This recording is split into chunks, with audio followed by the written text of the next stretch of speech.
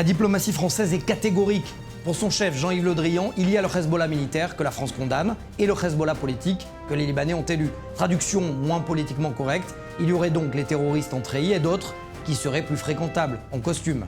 Nous poserons la question à Gérard Araud, ancien diplomate français, dans un instant. Restez avec nous car, en deuxième partie de magazine, il sera question des espions venus du froid, d'Alexei Navalny à cet officier français soupçonné d'avoir espionné pour la Russie, en passant par le rôle trouble, opaque ou complexe, c'est selon, des services russes au Proche-Orient. Un entretien sans langue de bois avec un ancien colonel du KGB.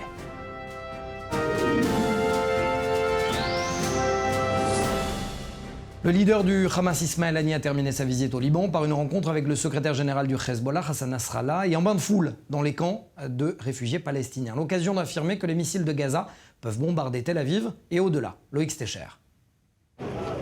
Le chef du bureau politique du Hamas s'est rendu dans un camp de réfugiés après s'être entretenu plus tôt dans la journée avec Hassan Nasrallah. Lors de son discours ce dimanche, il ne tarit pas d'éloges sur les capacités militaires de l'organisation terroriste. Celles-ci peuvent frapper Tel Aviv avec ses missiles et même au-delà. Devant une foule enthousiaste de centaines de personnes, il ignore la normalisation des Émirats arabes unis avec Israël. Soyez assurés que la campagne de normalisation que tentent d'atteindre certaines capitales de la région ne représente pas le peuple des nations arabes, ni sa conscience et son cœur. Elle ne représente pas son héritage, son histoire et sa voix. Frapper Tel Aviv, une menace loin d'être inédite. Par le passé, les roquettes du Hamas ont déjà atteint la ville blanche, mais ces déclarations interviennent dans un contexte tendu suite à une escalade de violence entre Israël et la bande de Gaza. Des groupes affiliés à l'organisation terroriste ont lancé des centaines de ballons incendiaires et tiré des dizaines de roquettes à courte portée sur Israël ces dernières semaines. Selon le Hamas, les médiateurs internationaux ont négocié une nouvelle série d'accords avec Israël la semaine dernière, mettant fin à la dernière série de combats. Et mon premier invité dans Défense, Gérard Araud, ancien diplomate français, auteur de Passeport diplomatique chez Grasset. Bonjour. Washington vient d'imposer des sanctions à deux ministres, anciens ministres libanais, Youssef Nennios et Ali Hassan Khalil, pour corruption et soutien au mouvement chiite, le Hezbollah. Une nouvelle opposition de style, puisque vous l'avez vu, Jean-Yves Le Drian l'a encore répété, il y a deux Hezbollah militaires et politiques. Une nouvelle opposition de style, encore une fois, entre Washington et Paris. Vous savez, la politique étrangère, c'est comme dans la vie réelle, d'un côté ce que vous voulez faire et de l'autre ce que vous pouvez faire. Eh bien, au Liban, il est évident que nous sommes tous d'accord, nous préférerions qu'il n'y ait pas de Hezbollah. Le fait est que le Hezbollah existe, et que le Hezbollah existe comme étant sans doute la première force militaire et la première force politique du pays. Donc la conséquence en est claire, et c'est simplement du réalisme. Si vous voulez avoir une influence au Liban, si vous voulez contribuer à calmer la situation au Liban, vous êtes obligé de parler au Hezbollah. Mais c'est ça la politique étrangère, c'est parler à des gens qui ne sont pas respectables. Alors justement, ce qui me permet de vous poser la question, parce qu'il y a eu des commentaires, notamment un qui m'a surpris. Je lisais une phrase qui disait donc il y a donc les terroristes en treillis et d'autres qui seraient plus fréquentables en costume. De nouveau, il y a une vie réelle. Et vous pouvez tout à fait dire, et moi je suis d'accord, puisque je peux le dire puisque je ne suis plus en service actif, que cette différence entre un Hezbollah civil et un Hezbollah militaire est en grande partie artificielle. Nous en avons besoin parce que nous voulons contribuer à la stabilisation du Liban. Et, je le répète, le Hezbollah représente sans doute un tiers de la population libanaise, représente également la première force militaire du pays. Alors vous pouvez dire, il faut se débarrasser du Hezbollah. Moi je veux bien, et nous en serions ravis, j'en suis sûr. Mais qui va le faire? Vous allez envoyer les GIs, vous allez envoyer la Légion étrangère, vous allez envoyer Tsahal? Non. Donc, il y a une réalité, la diplomatie, c'est tout simplement faire face à la réalité et essayer de la modifier. Et pourquoi ne pas le faire alors justement? Parce que est-ce qu'il n'y aurait pas une limite de la stratégie de la diplomatie positive? Vous dites ne pas envoyer les forces spéciales, par exemple sur place, pour nettoyer les terreaux que l'on qualifierait de terroristes. Et pourquoi ne pas les envoyer justement? Je rappelle, excusez-moi, mais je rappelle qu'en 2006, l'armée israélienne est entrée au Liban pour justement le faire. Et qu'elle n'y a visiblement pas réussi. Donc ce n'est pas une question de force spéciale. Hein. Nous avons en face de nous le Hezbollah, ce n'est pas simplement quelques groupes terroristes. C'est une milice, et une milice lourdement armée, financée et sans doute aussi armée par l'Iran. Gérard Araud, puisque vous le disiez à l'instant, vous avez une longue carrière diplomatique, et là aujourd'hui vous pouvez un petit peu analyser avec le recul les événements. La France reconnaît donc l'aile politique du Hezbollah, mais ne reconnaît pas le Hamas. Pourquoi ? La politique étrangère, ce n'est pas d'être cohérent. La cohérence n'est pas une valeur. La politique étrangère d'un pays, c'est de voir comment peut-on, dans chaque dossier, essayer de faire avancer les intérêts du pays et, dans le cas particulier du Liban, de contribuer à la paix au Liban. Le Liban, les gens ne le remarquent pas, avec tous ses défauts et tout ce que nous avons vu, et spécialement récemment. Eh bien, le Liban, ça fait, il y a 8 ans de guerre civile en Syrie. Eh bien, miracle, le Liban jusqu'ici n'a pas sombré dans la guerre civile. Et donc, c'est ce que nous essayons de faire depuis maintenant 8-9 ans, c'est d'essayer de calmer la scène politique libanaise. Voilà. Et calmer la scène politique libanaise, ça nécessite de parler au Hezbollah. Parce que si vous déclarez l'ensemble du Hezbollah terroriste, eh bien, ça veut simplement dire que du jour au lendemain, les diplomates français ne peuvent plus parler au Hezbollah. Alors, est-ce que c'est vraiment notre intérêt de ne plus pouvoir parler aux autres ? De nouveau, la diplomatie, ça a toujours été de parler to the bad guys. Il faut parler aux mauvais. Eh bien voilà, là, nous parlons au Hezbollah. Et ne soyez pas trop français, n'essayez pas de trouver des cohérences intellectuelles là derrière. Je suis tout à fait d'accord, il n'y en a aucune, si ce n'est quand nous avons besoin de la diplomatie, eh bien, il faut l'utiliser. Sauf que Gérard Araud, on vous connaît. On sait que même quand vous étiez en service, vous disiez les choses. Et vous saviez les dire également. C'est le même... Alors, je reprends la question du Hamas. Parce que le Hamas, non. Le Hezbollah, oui.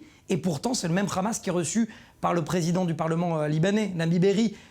Également, l'ancien Premier ministre démissionnaire, Hassan Diab et Nasrallah. Donc là non plus, il n'y a pas de cohérence, selon vous. Alors là, vous me rappelez un souvenir. Hein, c'est parce que l'affaire du Hamas, c'était en 2006, vous vous rappelez, 2005 ou 2006, je pense. J'étais ambassadeur à Tel Aviv. Et donc, le Hamas avait gagné les élections. Et quasiment, ça devait être un dimanche, je crois.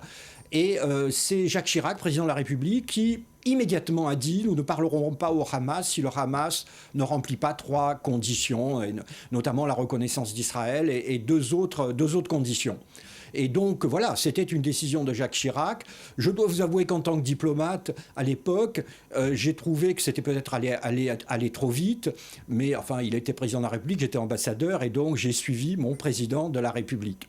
Non, il n'y a pas, je le reconnais tout à fait, il n'y a pas de cohérence là derrière. Mais je voudrais quand même insister, peut-être en tant que praticien des relations internationales, c'est de dire, les relations, on vit dans un monde un peu curieux. Là, vous voyez, les gens disent, le Hamas c'est mauvais, c'est méchant, donc il ne faut pas lui parler. Bien oui, le Hamas c'est mauvais, c'est méchant, mais je dirais, hélas, il faut lui parler. Et en ce qui concerne le Hamas, j'aurais tendance à dire aussi que pour la diplomatie française, les enjeux sont extrêmement différents. Nous n'avons pas, dans la bande de Gaza, je dirais, énormément d'influence. Nous n'avons pas non plus énormément d'intérêt. Alors qu'au Liban, pour des raisons historiques évidentes, nous avons à la fois des intérêts et nous avons de l'influence.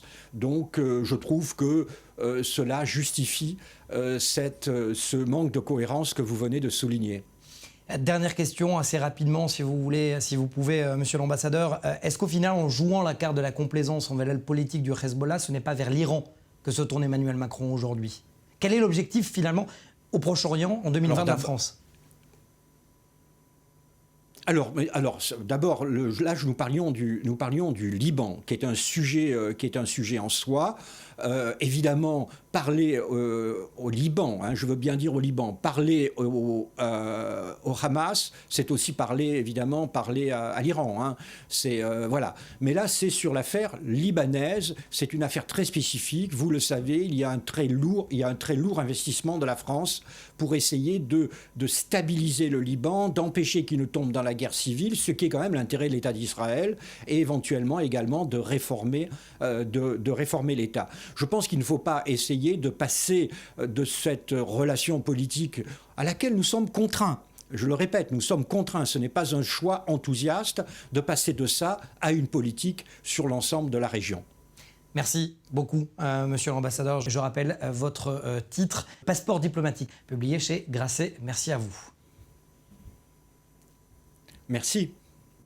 Et avant de retrouver mon invité, un ancien officier supérieur du KGB, sachez qu'Alexeï Navalny est sorti du coma, mais pour les grandes chancelleries européennes, cela n'atténue en rien le rôle de la Russie dans cette affaire. Regardez d'ailleurs ce qu'a écrit sur son tweet Dominique Raab, le chef de la diplomatie britannique. Aujourd'hui, le Royaume-Uni a convoqué l'ambassadeur de Russie au Royaume-Uni pour exprimer sa profonde inquiétude face à l'empoisonnement d'Alexeï Navalny. Il est totalement inacceptable qu'une arme chimique puisse être utilisée sur le sol européen. Je suis soulagé d'apprendre qu'Alexeï Navalny a été sorti du coma provoqué artificiellement. J'espère que son état continuera de s'améliorer. Et mon invité, Sergueï Girnov, depuis la France. Bonjour, vous êtes ancien officier supérieur du KGB, colonel de réserve du ministère de la Défense russe. Alors commençons, monsieur Sergueï Girnov, avec l'affaire Navalny. Comment être certain que cela porte la signature du GRU, c'est-à-dire le service d'espionnage de l'armée russe, sachant que Navalny a beaucoup d'ennemis, à commencer d'abord par Dmitri Medvedev et d'autres oligarques? Bien évidemment, dans les affaires comme ça, on ne peut pas être sûr de rien. C'est pour ça d'ailleurs que Poutine est confortable dans cette affaire. C'est pour ça d'ailleurs que Poutine, il fait pas d'effort particulier ni par rapport à l'Allemagne ni par rapport au reste du monde, parce que justement, il y a juste la signature, mais la signature, c'est pas une preuve juridique. Donc juridiquement, on peut attaquer personne actuellement. L'ex-agent russe du KGB, Sergueï Skripal, et sa fille sont toujours en vie. Navalny semble être encore sur pied. À force d'être agressif, est-ce que le GRU prouve qu'il agit seul, sans l'aval de Poutine? Là aussi, c'est que nos suppositions. Après, dans l'affaire Skripal, en fait c'est l'affaire Skripal qui nous permet actuellement de parler de GRU, le service d'espionnage militaire qui est placé sous la houlette du ministère de la Défense russe, parce que eux, ils ont été filmés en Angleterre. Donc les Anglais ont fait une grande enquête, ils ont retrouvé toutes les vidéos, toutes les bandes vidéo, et ils ont pris en flagrant délit 3 personnes qui étaient rattachées au GRU, et de ça, on peut être sûr. En revanche, est-ce que c'est le même service qui a été utilisé pour Navalny? Ça, on peut pas dire, absolument pas, puisque, comme vous l'avez dit, bien évidemment, il a beaucoup d'ennemis en Russie. Il y a toute une histoire autour de lui. Et puis, il y a autre chose. Ce qu'on peut pas reprocher en Russie, c'est qu'on peut pas mettre en cause directement Poutine. Bien évidemment, dans les affaires comme ça, Poutine ne donne jamais un ordre direct et ne va jamais prendre la responsabilité sur lui. Après, il y a des gens autour de Poutine qui peuvent parfaitement lui faire plaisir, comme ça s'est passé aussi avec Politkovskaya en 2006 ou avec Litvinenko en 2006. Il y a peut-être certaines personnes autour de Poutine qui se sont dit tiens, Navalny l'embête, ou Politkovskaya à l'époque l'embêtait, ou Litvinenko l'embêtait, donc on va les tuer. Ce que l'on ne pourra jamais, bien évidemment, et vous venez de dire, prouver. La Russie, décidément, au cœur de tous les débats. Un lieutenant-colonel de l'armée française, en poste à Naples, en Italie, au sein de l'OTAN, a été mis en examen et incarcéré par la justice française pour avoir livré des informations à une puissance étrangère, en l'occurrence la Russie. Et vous, Sergueï Girnov, ancien, je le dis, officier supérieur au KGB, vous dites « Je ne suis pas surpris ». Pourquoi ? Je ne suis pas surpris parce que la Russie actuelle, la Russie de Poutine, c'est un pays très agressif et qui mène une politique d'espionnage très agressive, beaucoup plus agressive que l'URSS. Si vous prenez le budget des services d'espionnage, on ne le connaît pas. Les effectifs des services actuels, on ne les connaît pas, comme on ne les connaissait pas forcément pour l'URSS. En revanche, ce qu'on connaît, c'est les sites de ces services. Donc, ces sites, vous pouvez les observer, même avec Google Maps. Vous allez sur Internet, vous branchez Google Maps, vous postez sur le siège du GRU ou le siège du SVR à Yasenevo, et vous pouvez constater que à Yasenevo, par exemple, il y a quasiment 2 fois plus de bâtiments dans le quartier opérationnel du service d'espionnage que du temps de l'Union soviétique. Donc, bien évidemment, ces bâtiments ne sont pas vides, ce ne sont pas les gadgets, donc il y a plus de 2 fois plus de monde, et la Russie mène cette politique très active. Donc, partout dans le monde, y compris en Europe, et l'OTAN fait partie des cibles privilégiées du GRU et du SVR, et c'est pour ça d'ailleurs que ça ne m'étonne absolument pas qu'ils recrutent et ils essaient de recruter les officiers supérieurs qui travaillent pour l'OTAN, et bien évidemment, c'est beaucoup plus facile de recruter un Français, un officier supérieur français, qu'un officier supérieur américain ou quelqu'un qui travaille directement à Bruxelles. Parlons pour conclure du rôle très complexe de la Russie, si vous voulez bien. Je sais que c'est une question plutôt intime parce que cela vous concerne directement. On le sait que Vladimir Poutine est l'ami, en tout cas intéressé, de Benyamin Netanyahou. Mais la Russie, ami également de l'Iran, du Hamas et du Hezbollah. Donc il y aurait 2 Russies, celle de Poutine et celle de l'armée? Oui, on peut le dire comme ça, mais en réalité, je pourrais vous reprendre dans la formulation, parce que justement, vous essayez de dire ami de tel ou ennemi de tel. En réalité, ça existait du temps de l'Union soviétique. L'Union soviétique, c'était un pays idéologique. Donc, il avait une idéologie, et par rapport à cette idéologie, il pouvait se placer comme ami ou ennemi de quelqu'un, ou comme partenaire ou ennemi de quelqu'un. La Russie, en réalité, la Russie de Poutine, c'est un pays opportuniste.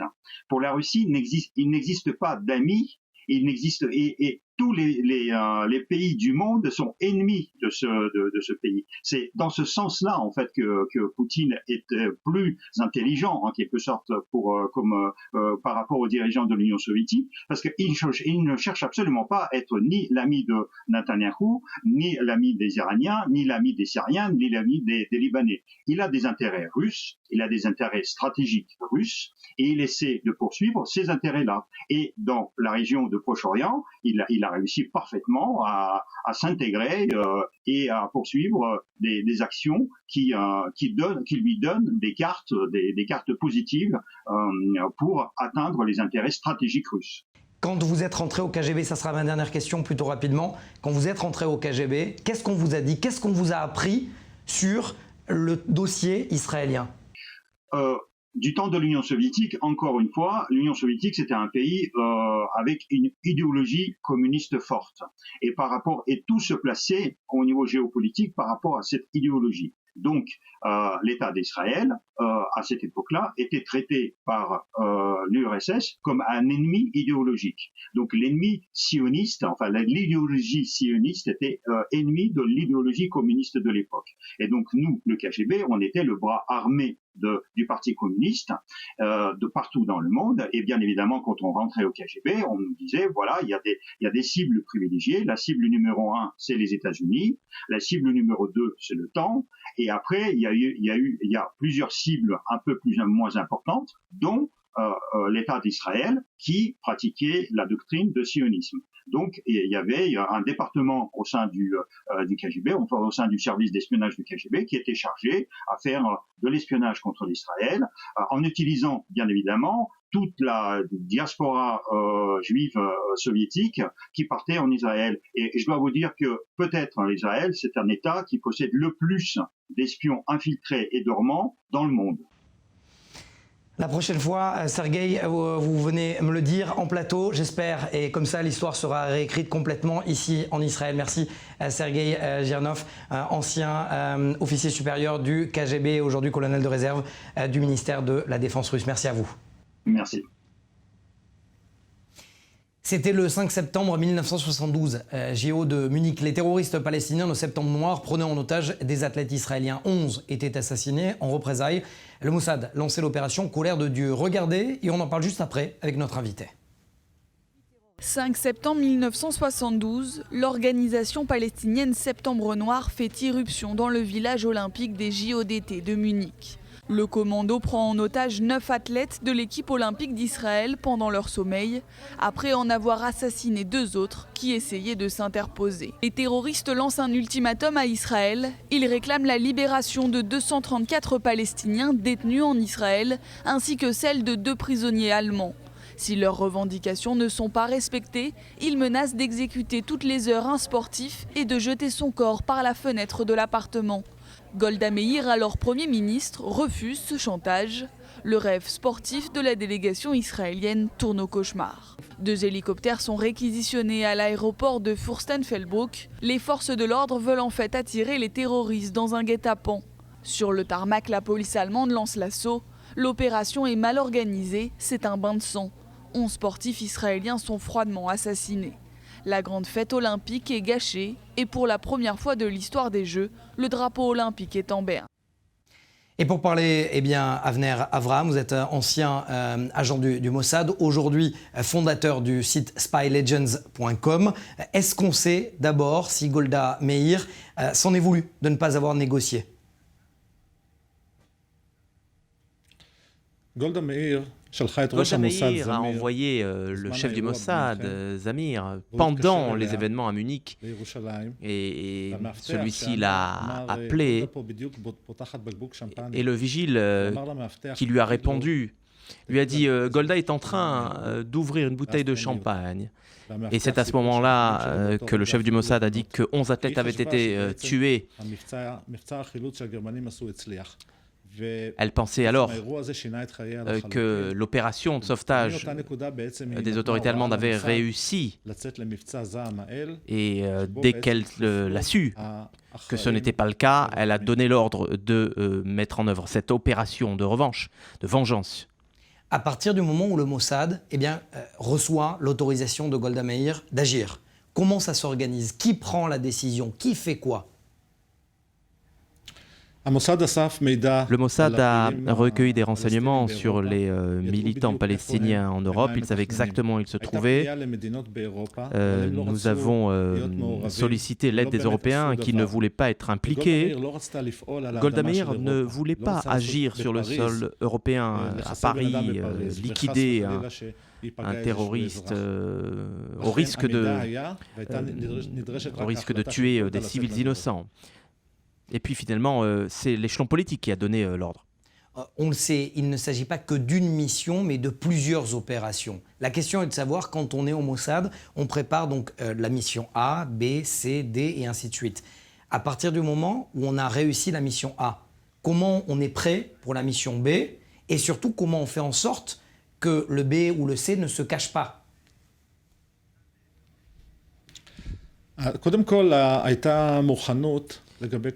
Le niveau de préparation était total. Nous savions exactement où tout le monde se trouvait. Et il était question de procéder à 2 éliminations ciblées simultanément pour augmenter l'effet. Mais l'effet de surprise a été total également. On ne comprenait pas pourquoi à Paris un homme était éliminé, puis soudain à Rome. Et cela montre qu'ils vivaient des vies absolument tranquilles et normales. Et la promesse de Golda Meir a été respectée puisque seuls les responsables des attentats de Munich ont été touchés et aucun civil n'a été tué et cela a permis en fait de déjouer d'autres attentats palestiniens. Avner Avraham, vous me disiez hors antenne que vous n'acceptez pas la terminologie d'assassinat ciblé mais d'élimination ciblée. C'est une revanche, oui, mais pas d'assassinat. Pourquoi ? Lorsqu'on parle d'un meurtre, un meurtre, c'est un homme qui se lève un beau matin et qui décide d'aller tuer un autre homme pour une raison qui lui est propre. notre raison à nous n'était pas la vengeance, mais c'était plutôt une volonté de déjouer d'autres attentats. C'est comme si vous arrêtiez in extremis un kamikaze. Et c'est comme ça que nous avons résolu ce problème du terrorisme palestinien. Aujourd'hui, lorsque les services de contre-espionnage israéliens mènent des opérations pour déjouer, c'est le cas, et ce fut le cas pour le Mossad également à l'époque. Alors oui, il y a eu des réussites, il y a aussi un échec, et ça on ne peut pas le nier, celui de Lillehammer. Est-ce que vous pouvez nous en dire plus ? Oui, selon des sources étrangères, Lillehammer a été tué par erreur. C'est un ressortissant marocain. Effectivement, il y a des erreurs. On ne peut pas les éviter. Elles sont humaines. Mais le Prince Rouge, finalement, a été éliminé à Beyrouth. Et celui qui a mené cette opération contre cette cible n'est plus de ce monde, mais je l'ai bien connu. Son nom, Mike Harari, pour ne pas le nommer. Merci beaucoup à vous, Avner Avraham, d'avoir été sur ce plateau, d'avoir expliqué, ou en tenté en tout cas d'expliquer cette mission colère de Dieu lancée par le Mossad et approuvée par Golda Meir au lendemain des attentats de Munich. Je rappelle que vous êtes ancien agent du Mossad et aujourd'hui créateur, fondateur de ce site spylegends.com. Merci d'avoir été avec nous. Merci à vous. Et on se quitte avec ces images, des drones Skylord pour la défense des forces militaires américaines, conjointement réalisés par les ministères israéliens et américains de la Défense, à l'aide d'un casque de réalité virtuelle et d'une télécommande. Un opérateur militaire peut utiliser le Skylord pour contrôler le drone et effectuer des tâches complexes à distance avec une grande facilité de précision. Les capacités du système ont été démontrées en Israël avec des interceptions confirmées d'engins incendiaires survolant la frontière de Gaza. C'est l'un des systèmes les plus performants au monde, selon le ministère israélien de la Défense. Voilà, c'est la fin de cette édition. Merci de nous avoir suivis. Prochain rendez-vous avec Défense. Dans une semaine en avant, vous pouvez voir tout au long de la semaine les émissions de Défense au cours de nos replays. Bonne semaine à tous.